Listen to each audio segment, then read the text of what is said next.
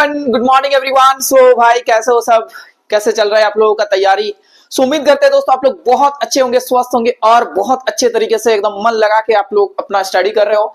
और दोस्तों आज की क्लास में हम लोग एक बहुत ही इंपॉर्टेंट डिस्कशन करेंगे, हीट कैपेसिटी के ऊपर दोस्तों बात करेंगे पूरा लेक्चर। तो आप लोगों को बहुत ही कंसंट्रेशन के साथ देखना होगा और दोस्तों बताया हुआ कॉन्सेप्ट को आप लोगों को बहुत अच्छे से समझना होगा और कॉपी में नोट डाउन करके रखना होगा for further revision. So guys हम लोग स्टार्ट करेंगे अपना क्लास, एक प्यारा सा हेडिंग लगाएंगे हीट कैपेसिटी का और अपना जो है अभी जो जर्नी है स्टार्ट कर लेंगे हम लोग। ठीक है, तो चलो एक प्यारा सा हेडिंग लगाओ यहाँ पर हीट कैपेसिटी का।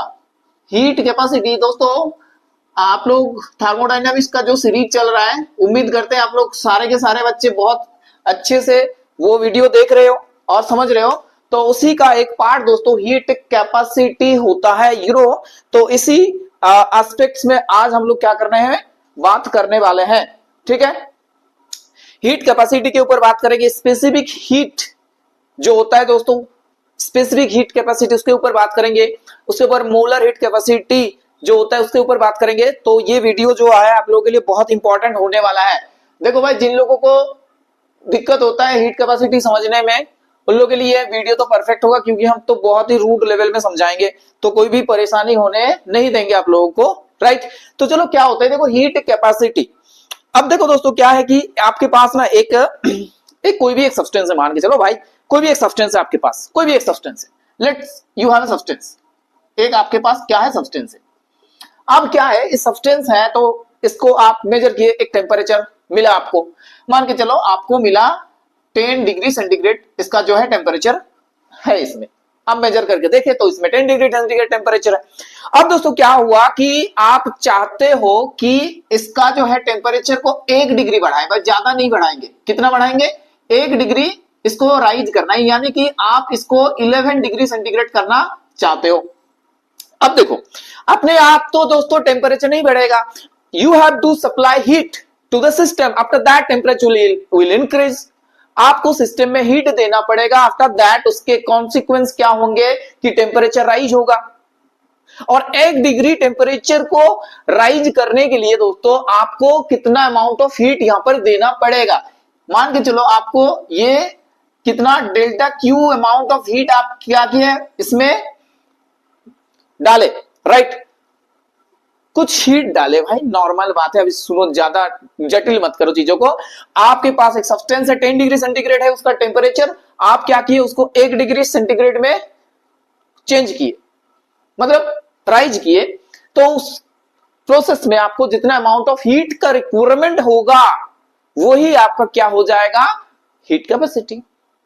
अब देखो जैसे मान के चलो कि भाई delta Q amount of heat मेरे को लगा dt चेंज करने के लिए, राइट, dt टेम्परेचर चेंज करने के लिए मेरे को dq हीट लगा। अब इसका एक एक्सप्रेशन भी बना लेंगे हम लोग। तो देखो dt amount of temperature change करने के लिए मेरे को कितना अमाउंट ऑफ हीट लगा, dq। अब एक 1 चेंज करने के लिए, 1 यूनिट चेंज करने के लिए आपको क्या चाहिए, dq बाई dt, इतना अमाउंट ऑफ हीट आपको क्या चाहिए, ये वाला अमाउंट आपका हीट चाहिए। तो ये जो एक्सप्रेशन आ रहा है delta Q by delta T का, ये आपको क्या बताता है, हीट कैपेसिटी बताते हैं किसी भी सब्सटेंस का, जिसको हम लोग C से डिफाइन करते हैं कि C इजिकल्स टू हो गया आपका क्या, delta Q by D T. ये बात पहले आप लोग समझ लो अच्छे से। अब देखो यहां पर कोई भी मास का हो सकता है, किसी भी मास का आप ले सकते हो, कोई भी सब्सटेंस ले सकते हो किसी भी मास का। अब यहां कुछ चीजें इंपॉर्टेंट है कि सर 1 डिग्री क्या राइज करने के लिए सब्सटेंस क्या कुछ भी लेंगे तो एक ही अमाउंट ऑफ हीट देना पड़ेगा। जस्ट इमेजिन आपके पास वाटर है और आपके पास और कुछ लिक्विड है मान के चलो, और आपके पास कॉपर है और आपके पास आयरन है, मतलब ढेर सारे सब्सटेंस है। और उस सब्सटेंस को लेके आप क्या किए कि हीट डाले, पर्टिकुलर अमाउंट ऑफ हीट डाला गया सब में, सभी सिस्टम में। क्या उसमें हर एक केसेस में क्या 1 डिग्री सेंटीग्रेड का राइज होगा, सब में क्या होगा, या डिफरेंट चेंज आएंगे वहां पर। एज पर एग्जांपल अगर नहीं समझ में आ रहा है तो यहां देखो भाई, आपके पास मान के चलो A एक सैंपल है, B एक सैंपल है, C एक सैंपल है। अब सब में क्या था, सबको मान के चलो आप एक ही 10 डिग्री सेंटीग्रेड में रखे और आपको T डिग्री सेंटीग्रेड में रखे, मान के चलो इसका भी T डिग्री सेंटीग्रेड है, इसका भी है, इसका भी, और ये भी आप m ग्राम लिए हो, ये भी आप m ग्राम लिए हो, और ये भी आप क्या किए m ग्राम लिए हो, राइट। तो दोस्तों क्या अब आप क्या किए, इसमें मान के चलो कुछ हीट डाले, आप क्या किए, कुछ हीट सप्लाई की, एक पर्टिकुलर अमाउंट ऑफ हीट डाला गया, मान के चलो कि 10 कैलोरी और कुछ अमाउंट ऑफ हीट आप उसमें डाले, सिस्टम में सब में डाले, हर एक में।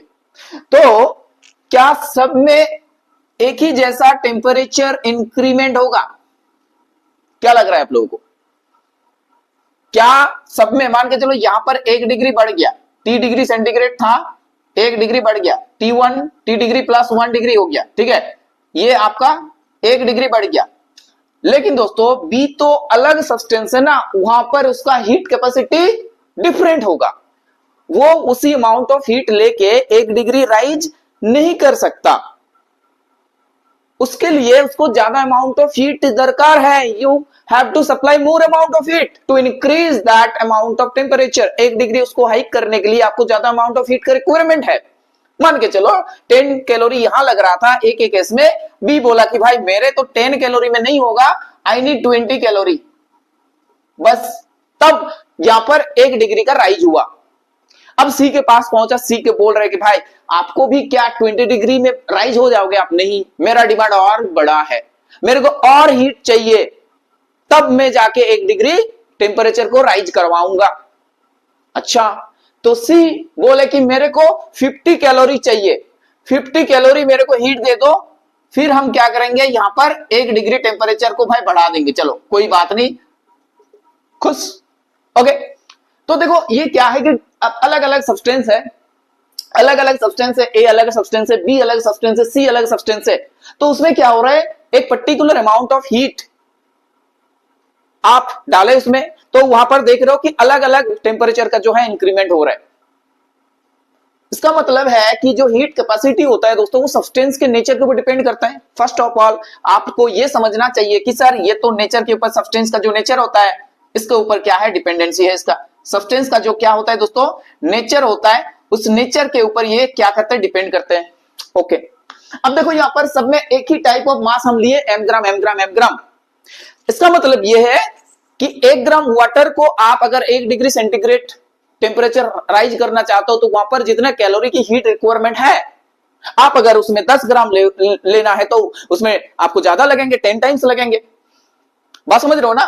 तो इसका मतलब है कि सर ये ना अमाउंट के ऊपर भी डिपेंड करता है, यानी कि हीट कैपेसिटी एक ऐसा प्रॉपर्टी है जो कि सब्सटेंस का नेचर के ऊपर तो डिपेंड कर ही रहे भाई, अमाउंट के ऊपर भी डिपेंड करेंगे, अमाउंट के ऊपर भी क्या करेंगे दोस्तों, डिपेंड करेंगे। यानी कि आप कितने अमाउंट ले रहे हो सब्सटेंस का, अमाउंट के ऊपर भी क्या करेंगे, ये अमाउंट के ऊपर क्या करेंगे ना, डिपेंड करेंगे। बात समझ में आ रहा है? यानी कि दोस्तों जो भी चीज सिस्टम का साइज के ऊपर, मास के ऊपर डिपेंड करते हैं, उसको हम लोग क्या बोलते हैं, एक्सटेंसिव प्रॉपर्टी। तो बात समझ में आया? हीट कैपेसिटी बहुत लोगों को दिक्कत होता है कि ये एक्सटेंसिव है या इंटेंसिव है, तो जैसे कि ये साइज के ऊपर डिपेंड कर रहा है, तो ऑब्वियसली बात है सर ये आपका एक एक्सटेंसिव प्रॉपर्टी हो जाएगा, एक्सटेंसिव, SIV, ठीक है, एक्सटेंसिव प्रॉपर्टी, यानी कि मास डिपेंडेंट है ये। बात समझ में आया सबको? अब देखो इसका ना, ये आप एक काम करो, आप एक सिस्टम में हीट सप्लाई कर रहे हो मान के चलो, और वो 2 तरीके से कर रहे, 2 तरीके से करो, ध्यान से मेरी बात को सुनो। आप क्या कर रहे हो, एक सिस्टम में हीट सप्लाई कर रहे हो, तो आपके पास 2 तरीका है। आप क्या किए, कांस्टेंट वॉल्यूम हीट सप्लाई किए, तो उसमें जो हीट अमाउंट, उसमें जो आपका हीट लगेगा उसको 1 डिग्री राइज करने के लिए, आप अगर उसी सिस्टम को दोस्तों क्या कर रहे हो, एट कांस्टेंट प्रेशर हीट को सप्लाई कर रहे हो, तो उसमें अलग हीट लगेंगे to raise the temperature 1 degree. नहीं समझ में आया? चलो, आपके पास एक सिस्टम है, उस सिस्टम को दोस्तों क्या कर रहे हो आप, 1 डिग्री और 1 केल्विन क्या करना चाहते हो, टेम्परेचर हाइक करना चाहते हो। बात समझ में आ रहा है? अब यहां क्या किए हम लोग कि जो हीट आप एट कांस्टेंट प्रेशर मान के चलो आप ये वाला काम कर रहे हो, तो उसमें जो हीट लगेगा, अगर ये सिस्टम एट कांस्टेंट दोस्तों वॉल्यूम होता तो वहां पर अलग हीट लगता, यानी कि पाथ डिपेंडेंट है भाई। ये जो हीट कैपेसिटी है ये पाथ के ऊपर डिपेंड करते हैं, पाथ फंक्शन है, ये स्टेट फंक्शन नहीं है। तो ये दोस्तों थर्ड पॉइंट में हम लोग क्या लिखेंगे कि ये पाथ डिपेंड करते हैं sir, path dependent, path dependent है, ये बात समझ में आ रहा है। अब देखो आपके पास क्या है दोस्तों, मान के चलो वाटर है, क्या है, वाटर है, और कुछ और लिक्विड है, मान के चलो मिल्क है, और कुछ सोल्यूशन है। अब आप लोगों को पता होगा कि वाटर को जो हीट कैपेसिटी होता है सबसे ज्यादा होता है, यानी कि अगर हम ये चाहते हैं कि कुछ अमाउंट ऑफ वाटर, मान के चलो ये भी 1 लीटर लिए तो ये भी 1 लीटर लिए, तो 1 लीटर वाटर का टेम्परेचर 1 डिग्री राइज करने के लिए आपको ज्यादा अमाउंट ऑफ क्या चाहिए, हीट चाहिए। बट 1 लीटर मिल्क को वो टेम्परेचर राइज करने के लिए 1 डिग्री आपको कम अमाउंट ऑफ हीट चाहिए। इसका मतलब है कि वाटर का हीट कैपेसिटी ज्यादा है, वो अपने पास ज्यादा हीट रख सकते हैं। और ज्यादातर तो क्या होता है, ये ना गर्म भी रहता है वाटर, आप एक बार गर्म करो तो बहुत देर तक गर्म रहता है, क्योंकि हीट कैपेसिटी वो अपने पास उसको पकड़ के रख सकता है, हीट को अपने पास। तो इसका मतलब है किसी भी सब्सटेंस का दोस्तों हीट कैपेसिटी ज्यादा है, उसका मतलब है दोस्तों क्या कि 1 केल्विन और 1 डिग्री, 1 यूनिट टेम्परेचर को चेंज करने के लिए आपको ज्यादा से ज्यादा अमाउंट ऑफ हीट सप्लाई करना पड़ेगा। ये वो सिग्निफाई करते हैं मीनिंग की हीट कैपेसिटी। तो अब बहुत सारे बात कर लिए हम लोग। अब दोस्तों बात करेंगे क्या, इसका यूनिट का। अब यूनिट बहुत ही अच्छे तरीके से आप लोग यहां से कैलकुलेट कर सकते हो, निकाल सकते हो। देखो ये जो है ना डेल्टा क्यू, ये तो आप कैलोरी बता सकते हो भाई। तो कैलोरी, आप देखो ये क्या है, डीटी है, मतलब टेम्परेचर का यूनिट है। तो आप यहां पर डिग्री सेंटीग्रेड का इनवर्स नहीं लिख सकते हो क्या, ये लिख सकते हो नहीं, बताओ, ये तो लिखा जा सकता है। अगर कोई चाहता है कि सर हम जूल केल्विन में निकाले तो ये भी दोस्तों ऐसे करके निकाल सकते हो, कोई दिक्कत नहीं है यूनिट के लिए। अब हीट कैपेसिटी हो गया। अब हम लोग बात करेंगे दोस्तों स्पेसिफिक हीट और स्पेसिफिक हीट कैपेसिटी के ऊपर। और ये क्या चीज है देखते हैं हम लोग। सब कुछ सही चल रहा है एकदम, बहुत ही बढ़िया तरीके से सही चल रहा है एकदम। अब दोस्तों यहां पर ना कोई भी मास का हम लोग ले रहे थे, लेकिन आपको अगर बोला जाए कि कोई भी मास नहीं चलेगा, आपको 1 यूनिट मास लेके काम करना पड़ेगा, या तो 1 ग्राम लेके काम करना पड़ेगा। यानी कि दोस्तों पर ग्राम अगर हम लोग कैलकुलेट करें, अगर हम 18 ग्राम वाटर ना लेके या तो 560 ग्राम वाटर ना लेके अगर 1 ग्राम वाटर दिया जाए मेरे को और बोला गया कि उसमें आप 1 डिग्री टेम्परेचर का इंक्रीज कर दो, तो वहां पर आपको जितना अमाउंट ऑफ हीट का रिक्वायरमेंट होगा वो आपको क्या बोला जाएगा भाई ना, specific heat capacity, specific heat और स्पेसिफिक हीट कैपेसिटी। बात समझ में आया।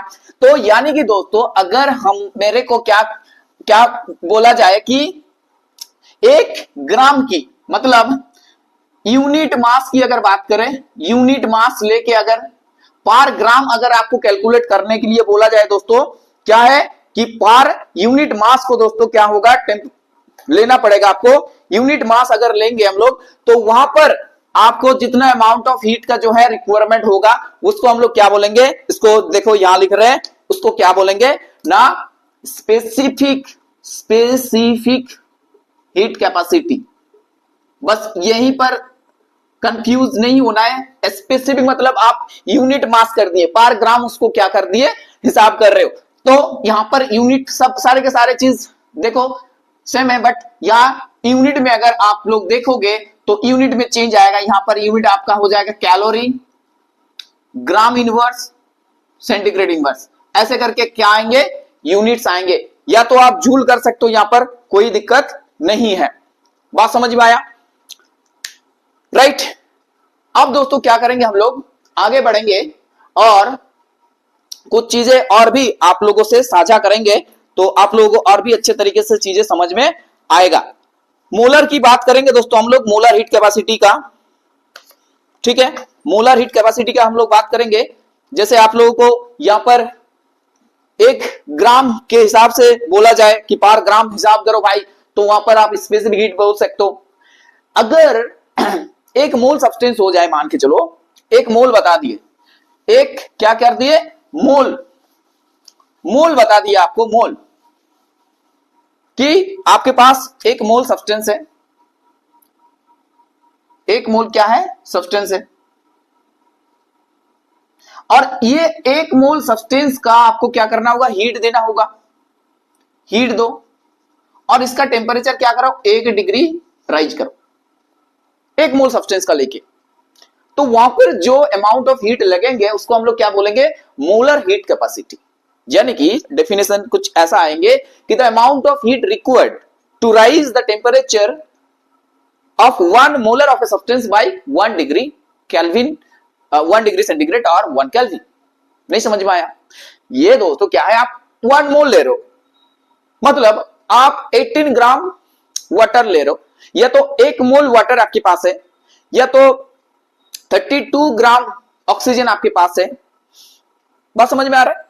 तो आपको ना 1 मोल लेके वो कैलकुलेशन करना होगा, और उस सिस्टम का टेम्परेचर अगर 1 डिग्री सेंटीग्रेड और 1 केल्विन राइज करना है, तो जो अमाउंट ऑफ हीट आप उसमें डाल रहे हो सिस्टम में, उसको हम लोग फिर क्या बोलेंगे, मोलर हीट कैपेसिटी। ठीक है, तो मोलर हीट कैपेसिटी को दोस्तों क्या करेंगे, कैपिटल एम, कैपिटल सी, और ये आपका यहां पर सी एम, राइट। तो ये इसका सिंबॉलिक रिप्रेजेंटेशन है, मोलर हीट कैपेसिटी हो गया। अपने को यूनिट में भी डिफरेंस आएंगे, यहां जैसे कि पार ग्राम था, ये आपका चेंज होकर क्या हो जाएगा, कैलोरी मोल हो जाएगा, मोल, मोल इनवर्स, सेंटीग्रेड इनवर्स, या तो आप joule mole inverse, kelvin inverse कर सकते हो, राइट। जूल करो, मोल इनवर्स, केल्विन इनवर्स। बात समझ में आया सबको? तो मोलर हीट कैपेसिटी जब भी हम लोग दोस्तों कैलकुलेट करते हैं ना, तो वहां पर 2 चीजें इंपॉर्टेंट होता है, एक होता है आपका एट कांस्टेंट, और एक होता है आपका at volume. At constant volume आपको क्या करना पड़ता है, उसमें हीट देके 1 मोलर सब्सटेंस का टेम्परेचर राइज करना पड़ता है। तो 2 टाइप ऑफ हम लोग मोलर हीट कैपेसिटी देखेंगे, at constant pressure molar heat capacity और at constant volume molar heat capacity, CPM और सीवीएम। ठीक है, 2 अभी पार्ट यहां से निकलेंगे, एक होगा आपका C at constant pressure molar heat capacity, और आपके पास आएंगे C at constant volume molar heat capacity. बात समझ में आया सबको भाई? ठीक है, अब यहां पर 2 केसेस आएंगे, उसके पहले आप लोगों को कुछ चीजें और भी हम बताएंगे, तो ध्यान से सुनो। देखो दोस्तों क्या होता है कि मोलर हीट कैपेसिटी के साथ ये स्पेसिफिक हीट कैपेसिटी का क्या संबंध है, क्या रिलेशन है, क्या रिलेशन बनता है। देखो देखो ग्राम है, 1 ग्राम मान के चलो आपके पास वाटर है, आप उसमें ना उसका जो हीट कैपेसिटी होगा, अगर आपसे बोले कि 18 ग्राम का कितना होगा, तो आप क्या करोगे बताओ? आप क्या करोगे कि 1 ग्राम का हीट कैपेसिटी आपको पता है, 1 ग्राम वाटर का, तो ये आपका क्या होता है, ये होता है स्पेसिफिक हीट कैपेसिटी। ठीक है, छोटा सी। अब दोस्तों अगर आपको बोला जाए भाई 18 ग्राम का बता दो, तो 18 ग्राम का क्या हो जाएगा, 18 इंटू सी हो जाएगा, नहीं बताओ। तो ये जो आया, ये 18 ग्राम का मतलब क्या है, 1 मोल वाटर। कॉन्सेप्ट क्लियर कर लो, 1 मोल वाटर है कि नहीं बताओ, 1 मोल वाटर है। अब ये क्या है, 18 इंटू स्पेसिफिक हीट, यानी कि स्पेसिफिक हीट है जो उसका 18 टाइम्स करेंगे तो मोलर हीट कैपेसिटी मिल जाएंगे यहाँ पर। यानी कि यहाँ पर जो सीधा सीधा संबंध बन रहा है दोस्तों, ये आपका ये हो जाएगा कि मोलर हीट कैपेसिटी भाई ये होता है कि मोलर मास इनटू जो होता है स्पेसिफिक हीट। इसको आप लोग नोट डाउन करके लिख लो कि जो मोलर हीट कैपेसिटी होता है मेरे भाई, molar heat capacity, molar heat capacity ये आपका क्या होता है ना, molar mass into specific heat, specific heat. बात समझ में आया सबको? कोई भी जटिल नहीं है, ये बहुत ही इजी चीज है कि एक बार कॉन्सेप्ट क्लियर करो तो मोलर हीट कैपेसिटी भाई कैसे मिलेंगे ना, आपके पास अगर स्पेसिफिक हीट कैपेसिटी गिवन है तो बस उसका मोलर मास, उस सब्सटेंस का पर्टिकुलर जो भी सब्सटेंस की बात कर रहे हैं, अगर वाटर है तो 18, अगर ऑक्सीजन है तो 32, ऐसे करके आप मोलर मास जो है कैलकुलेट करके मोलर हीट कैपेसिटी निकाल सकते हो। कोई भी दिक्कत नहीं होगा, बहुत ही आसान तरीके से। लॉजिक समझ में आ रहा है सबको? लॉजिक समझ में आ रहा है कि नहीं बताओ? तो दोस्तों क्या है कि देखो यहाँ पर किसी भी सब्सटेंस में कितना अमाउंट ऑफ हीट डाला जा रहा है, अगर उसका कैलकुलेशन आपको बोला जाए कि भाई बताओ उसका कैलकुलेशन क्या होगा, तो आप बता सकते हो कि देखो यहाँ पर मास के ऊपर डिपेंड करेंगे, आप स्पेसिफिक हीट के ऊपर डिपेंड करेंगे ये, और दोस्तों टेम्परेचर चेंज के ऊपर डिपेंड करेंगे। तो ये बात आप लोग गहराई से क्या करना है, सीख लेना है। ठीक है, अब हम लोग आगे बढ़ेंगे दोस्तों, और जो संबंध उन दोनों के बीच में है वो हम लोग अभी क्लियर करेंगे। तो सबको इरेज करेंगे, बस एक टर्म को छोड़ के बाकी सबको हम अभी इरेज करने वाले हैं। तो आप लोग देखो कौन सा टर्म जो है, आप लॉजिक लगाओ कौन सा टर्म हम नहीं इरेज करेंगे यहां पर। चलो भाई आप लोगों को पता है चल ही गया, तो लग रहा है कि C इक्वल्स टू जो है पहले हम लोग पढ़े थे, तो उसी चीज को अभी रखेंगे बोर्ड में और उसी से समझेंगे क्या चीज निकल के आना है आगे में। ठीक है, चलो। तो दोस्तों ये ना दो टाइप में हम लोग अभी करेंगे इसको, एक constant volume at constant pressure. तो देखो ये मोलर हीट कैपेसिटी कर लो, तो C मोलर कर दो। अब देखो इसको ना क्या करना है, एट कांस्टेंट वॉल्यूम अगर हीट सप्लाई करना है तो क्या हो जाएगा, delta Q divided by dt। और ये दोस्तों क्या हो जाएगा यहां पर, ये बस समझ में आया। क्या किए, वॉल्यूम कांस्टेंट कर दिए, तो ये आपका एक नंबर समीकरण आ गया। अब दूसरा वाला चीज हम लोग ये करेंगे कि CM भाई करेंगे एट कांस्टेंट प्रेशर करेंगे। बहुत को लग रहा है भाई ये क्या कर रहे सर, लेकिन दोस्तों अगर शुरू से आप लोग समझ रहे हो मेरे साथ साथ तो बहुत ही इजी है ये सब, कोई भी दिक्कत नहीं होगा। आप लोगों को इसी हिसाब से समझाया जा रहा है। देखो प्रेशर कर दिए, अब आप लोग थोड़ा सोचो कि सर इसके बाद आप क्या करने वाले हो। देखो इसके बाद हम सर थोड़ा बहुत ये करेंगे कि इसको थोड़ा अरेंज करेंगे। देखो डेल्टा ये जो Q है इसको ऐसा लिखेंगे कि delta Q at constant V जो है दोस्तों ये बराबर हो जाएगा C molar heat capacity into dt। ये हुआ कि नहीं बताओ, ये हो सकता है ना, लिख सकते हैं कि नहीं बताओ। और ये दोस्तों ये लिख सकते हैं कि नहीं बताओ कि सर ये जो dq आप p लिखे ये बराबर हो जाएगा किसके साथ ना, CMP इंटू dt के साथ बराबर होगा कि नहीं बताओ। हर बच्चे को भाई समझ में आ रहा है कि नहीं बताओ, हर बच्चे जो भी इस वीडियो को देख रहे हो सबको समझ में आ रहा है। ये क्या किए, बहुत ही सिंपल किए, बस dq अलग किए। अब q अलग किए, अब आप लोगों को समझाया गया है कि भाई किसी भी सिस्टम में अगर हम लोग एट कांस्टेंट वॉल्यूम हीट दे वो किसके बराबर हो जाता है ना, वो हो जाता है क्या ना, बताओ बताओ, एंड क्या है, इंटरनल एनर्जी के चेंज के साथ बराबर हो जाता है। यानी कि इस चीज को आप लोग du के साथ बराबर लिख सकते हो। यहां पर क्या होगा, du बराबर हो जाएगा आपका CMV dt। बात समझ में आया सबको। और दोस्तों ये जो है आप अगर कोई सिस्टम में एट कांस्टेंट प्रेशर आप क्या कर रहे हो, उसमें हीट डाला जा रहा है, तो वो किसके चेंज के साथ बराबर होंगे ना, DH यानी कि एंथैल्पी का जो चेंज होता है उसके साथ क्या होगा बराबर, यानी कि DH हो जाएगा आपका CMP molar heat capacity into dt।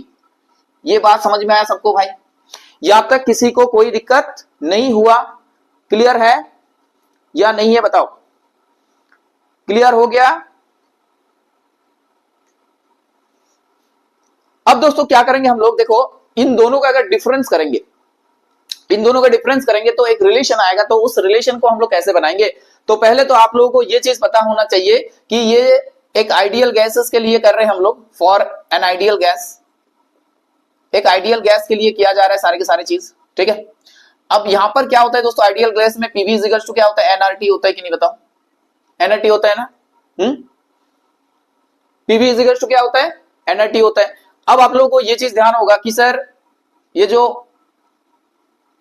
H होता है ये क्या होता है, U प्लस पीबी, ये होता है कि नहीं बताओ, ये होता है ना, ये पढ़े थे हम लोग कि सर ये जो दोस्तों क्या है कि कैमरा थोड़ा बंद हो गया था तो आप लोगों को फिर से बता रहे हैं, ठीक है, एक मिनट। तो देखो यहां तक कर लिए थे, उसके बाद बस ये करो H equals to U plus PV, H U plus RT derivative कर दो।